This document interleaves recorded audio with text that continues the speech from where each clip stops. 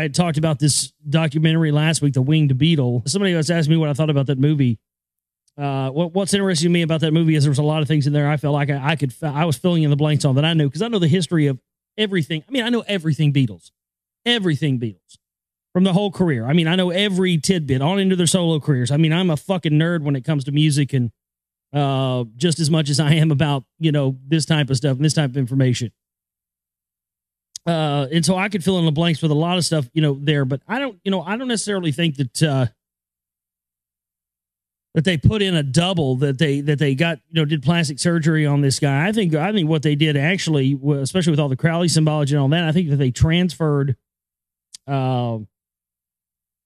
somebody else's soul, possibly the soul of Aleister Crowley, into the body of Paul McCartney. The evidence points more in that direction than it does to, them having some sort of double or something ready, because Paul McCartney and Mal Evans, the manager of the Beatles, had traveled to Africa.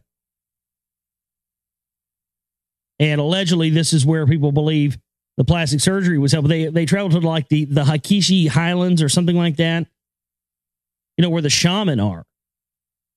It seemed like an odd place for, a Beatle to be going with his manager, and that was it. And then as soon as they came back from the trip to Africa, Mal Evans, their manager, goes in and fires Paul McCartney's longtime butler without a word.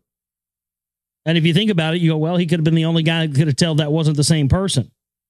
But with all the Crowley stuff and all the references in there and the anagrams, that's what I lean to towards more than anything. But Eric, one of our listeners, had created a video where he took the song Hello Goodbye. I was fucking hated that song. God damn. It's the worst fucking song.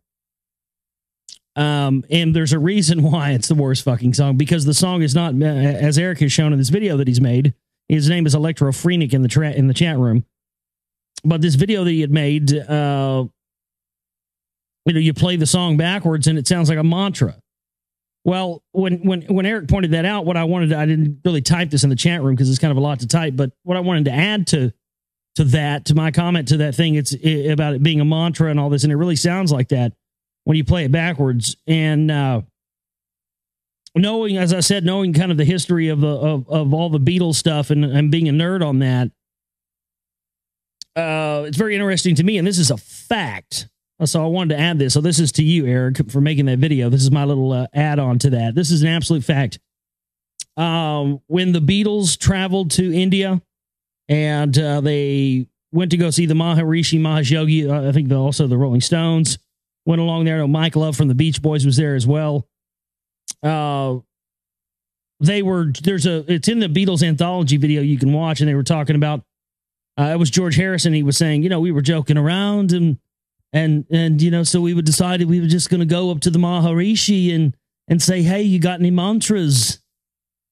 And they're talking about, going up and asking him for mantras. So they were very aware of knowing what mantras are. And it seems very interesting to me that within just a few months, literally, you can look this up, within just a few months after that trip to India, they were in the studio recording that song, Hello Goodbye. So make of that what you will there, Eric, but I wanted to point that out since you had made that video and people had asked me my thoughts on that. I don't have time to go into all the Paul stuff, but needless to say, if you watch that movie, The Winged Beetle, you get a better idea of it. But I don't think that they replaced him with some body double thing. I think that they literally, it's the chemical wedding, man.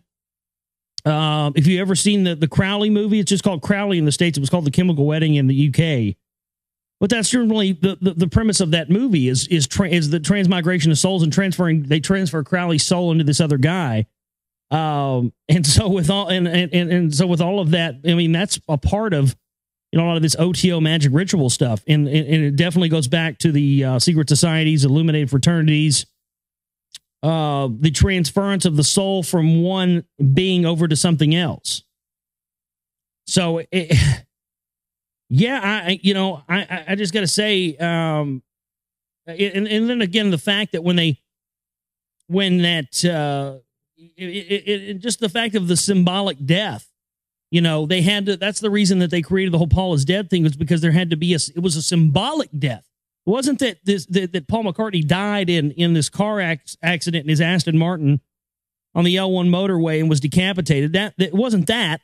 That was the symbolic death. That's why it was put out there, and then it was brought back that it was brought out that, you know, okay, it was a hoax, whatever else. Right. Chemical Wedding Film was written by Bruce Dickinson of Iron Maiden. Right. He's also Ordo Templi Orientis, OTO. Right. There's a direct line, man. There's a direct line. Beatles. Direct line OTO. Beatles, Black Sabbath, Ozzy, Iron Maiden, ELO, Paul McCartney. I mean, there's a direct line in there. In fact, one of my friends had discovered and was telling me about this tonight. The two Beatles songs that got, there's a Beatles song in particular, Bruce